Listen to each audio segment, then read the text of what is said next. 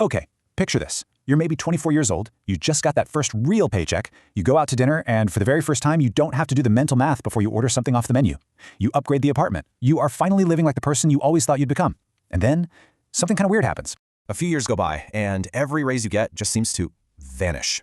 Every month, you feel like you're starting back at zero. And you look around, and none of your friends seem to be doing any better. So you figure, well, I guess this is just what being in your 20s feels like. But look, while that feeling is super common, it is not normal, and it's actually a sign of a much, much bigger problem. So to really get this, let's meet somebody. This is Tyler. He's 27, he makes a decent salary, he's got a good job, a pretty active social life, he's not being reckless, he's not out there gambling his life savings on some crypto coin, he's just a normal guy. But that's what's so scary. Tyler just made a handful of completely ordinary financial choices, the kind of stuff most of us do without even blinking. And by the time he's older, those choices will have cost him an absolute fortune in wealth that should have been his. And the wildest part, he'll probably never even see it coming. So where does a story like this even begin? Well, it all starts with two huge errors right at the starting line of your career. These are the mistakes that do the most damage before you even have a chance to feel them. Okay, mistake number one, he didn't negotiate his first salary. So when Tyler gets his first big job offer, they send an email for $52,000. And what does he do? He says yes on the spot. He was just so relieved to have a job, right? The idea of asking for more felt, I don't know, kind of greedy. He didn't want to risk them taking back the offer. He avoided one single 30-second awkward conversation. And that one moment of avoidance, it's got a price tag of over $1 million. Now, you might be thinking, how is that even possible? Well, think about it. Every single raise you get, every bonus, every retirement contribution for the rest of your life, it's all calculated as a percentage of that first number. A lower start doesn't just mean you make less now, it means you've set a lower floor that drags down your earning power for decades. And that brings us to Tyler's second huge mistake. He'd basically treated his entire 20s like a financial dress rehearsal. He told himself he'd start investing when things settled down. You know the one, right? I'll start after I pay off the student loans, after I move, after I get that next big raise. He was just waiting for the perfect moment to get started. But here's the thing about later. It never really shows up. And what he missed out on is just mind-blowing.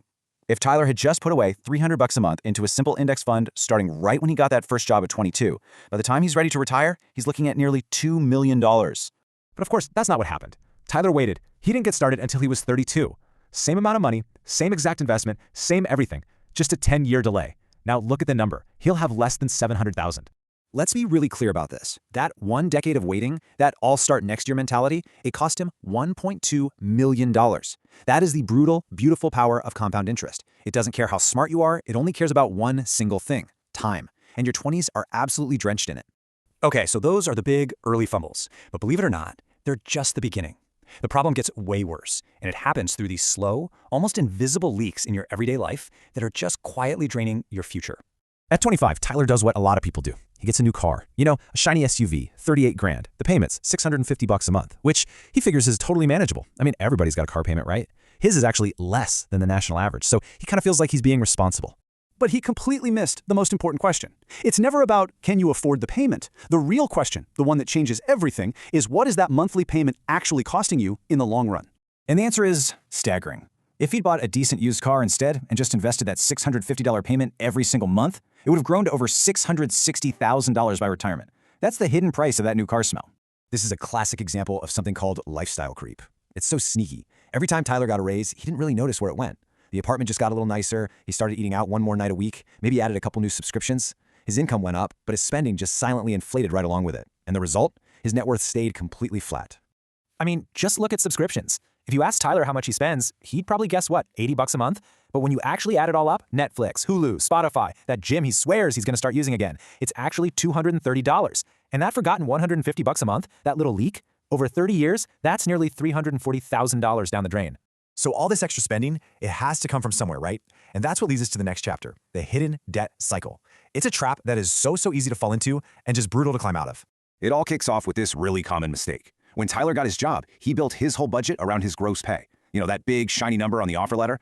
But after taxes, insurance, all that stuff, the number that actually hits his bank account was almost $1,800 less every single month. He'd already signed a lease and got a car payment based on money that literally wasn't his. He was in a hole from day one. So how do you fill a gap like that? Yep, credit cards. And he told himself it was fine. He was making the minimum payments. But just look at the insane math of credit cards. That $14 burrito you put on the card, if you only pay the minimum, it ends up costing you $47. That $200 concert ticket becomes a $530 ticket. And his $5,200 balance, that's going to cost him $14 grand and take over 30 years to pay off. A minimum payment isn't a plan. It's basically a subscription to being in debt. And let's be honest, a huge part of this is just social pressure. Tyler's scrolling through Instagram, and all his friends look like they're crushing it. Fancy dinners, amazing vacations. So he feels like he has to keep up. But what he doesn't see is that one friend is drowning in credit card debt, and another financed that amazing trip at some insane interest rate. It's like everyone is performing wealth, but nobody is actually building it. All right, so now for the big one. Let's add it all up. Let's look at the final receipt, the total cost of living a perfectly normal financial life in your 20s. That salary he didn't negotiate? Boom, $400,000 gone. Putting off investing for just 1 decade? That's a $1.2 million hole. The shiny new car? There goes another $660,000.